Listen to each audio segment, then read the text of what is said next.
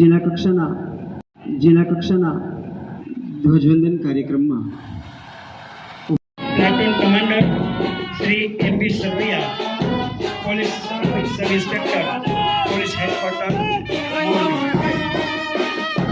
Morbi, police પુરુષ platoon number 3, platoon commander Shri AB Betroja Pandya. આજે 19મી જિલ્લા કક્ષાની ઉજવણી મોરબી જિલ્લામાં હળવદમાં થઈ રહી છે, ત્યારે હળવદના સૌ શહેરનું પૂરા હર્ષોલ્લાસ સાથે સ્વાગત કરીએ, આવકારીએ. કારણ કે પ્રોત્સાહિત કરવા માટે, આજના આ પર્વને ઉજવવા માટે આપણી વચ્ચે ખાસ ઉપસ્થિત છે આજના આપણા મુખ્ય મહેમાન માન્ય શ્રી જગદીશ વિશ્વકર્મા સાહેબ, માન્ય મંત્રી શ્રી. છે ત્યારે આજના આ રાષ્ટ્રીય પર્વમાં સુંદર મજાનો સાંસ્કૃતિક કાર્યક્રમ નિહાળીશું, રજૂ કરશે. આપણે સૌ પોતપોતાના સ્થાન ઉપર શાંતિથી બેસીશું. समाप्त हुआ, आगे के लिए आदेश.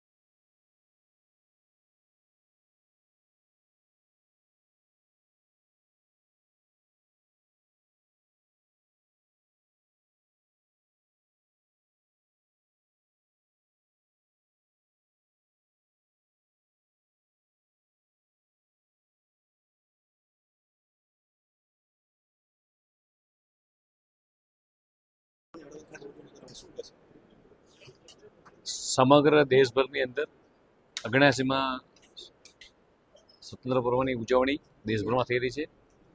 ગુજરાત રાજ્યની ઉજવણી પણ આજે પોરબંદર ખાતે થઈ રહી છે, અને એવી જ રીતે જિલ્લા કક્ષાનો કાર્યક્રમ મોરબી હળવદ ખાતે ઉજવાઈ રહ્યો છે.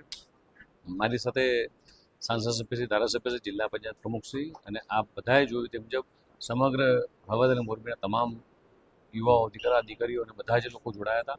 આ પર્વને દેશના યશસ્વી પ્રધાનમંત્રી માનનીય મોદીજીએ લાલ કિલ્લા પરથી જે ભાષણ કર્યું, જે રીતે સર્વાંગી દેશનો વિકાસ થઈ રહ્યો છે, તે જ રીતે ગુજરાતનો જે વિકાસ થઈ રહ્યો છે, આપણે બધાએ જોયું છે કે મોરબીની ઓળખ એક વૈશ્વિક ફલક ઉપર આખી ઓળખ ઊભી થઈ છે. મોરબી માત્ર કૃષિનો જિલ્લો નહીં, પણ સાથે તે ઔદ્યોગિક રીતે પણ મોરબી એ વિકસિત પામ્યો છે.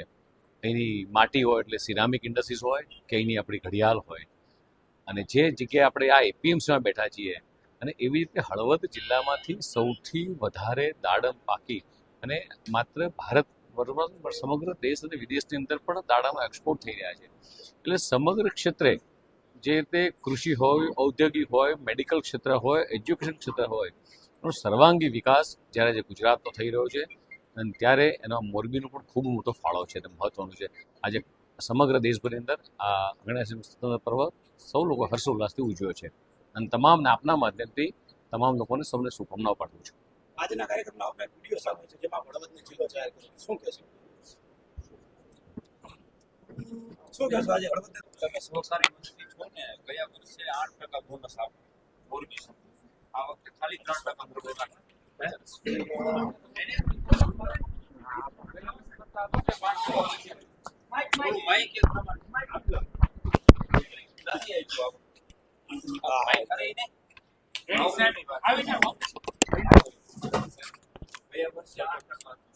વખતે ખાલી 3%